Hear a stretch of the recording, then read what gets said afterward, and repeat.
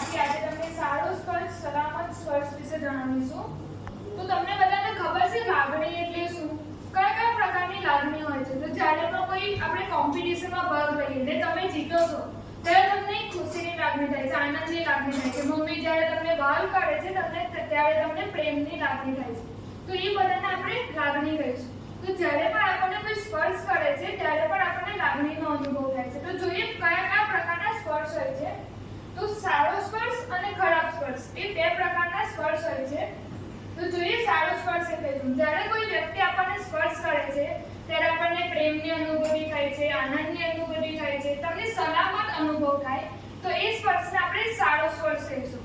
અને સારો સ્પર્શ આપણને કોણ કોણ કરે છે? કે માતા પિતા, આપણા ફ્રેન્ડ્સ। તો કઈ કઈ જગ્યાના સ્પર્શને આપણે સારો સ્પર્શ કહીશું? કે ગળે મળવું, હાથ મિલાવવો, ખભા પર હાથ મૂકીને ચાલવું, હાઈ ફાઈ આપવું, તો એ બધાને આપણે સારો સ્પર્શ કહીશું। તો ખરાબ સ્પર્શ શું હોય?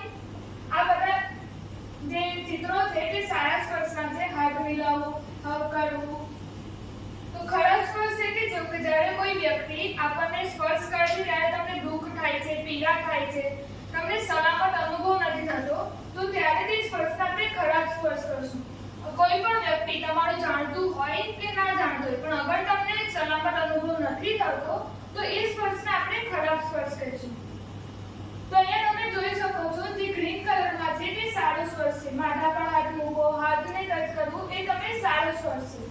જ્યારે અહીંયા આ ચિત્રમાં જ્યારે તમે લાલ કલરના ગોળ જુઓ છો તે બધા ભાગને આપણે ખરાબ સ્પર્શ કહીશું। આપણા હોઠનો ભાગ, આપણા છાતીનો ભાગ, આપણા બે પગ વચ્ચેનો ભાગ અને કમરની નીચેનો ભાગ, એ બધા શરીરના અંગોને આપણે કોઈએ પણ સ્પર્શ કરવા દેવા ના જોઈએ। અને અગર કોઈ સ્પર્શ કરે છે તો આપણે તેના સામે અવાજ ઉઠાવવો જોઈએ।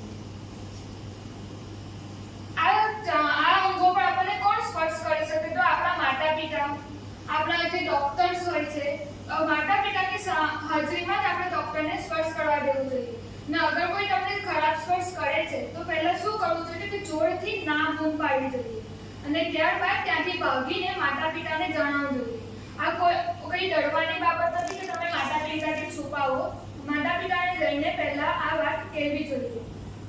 તો આજે આપણે શું શીખ્યા? કે ખરાબ સ્પર્શ કોને બતાવવું જોઈએ? ખરાબ સ્પર્શ કરે તો આપણે કોને કહેવું જોઈએ? કે માતા પિતા, દાદા દાદી, એટલે આપણા ફેમિલી, આપણે સ્કૂલમાં હોઈએ તો ટીચર્સને આપણે જણાવવું જોઈએ। તમારા કોઈ પણ વિશ્વાસુ વ્યક્તિને આપણે જઈને પહેલા જણાવી દેવું જોઈએ।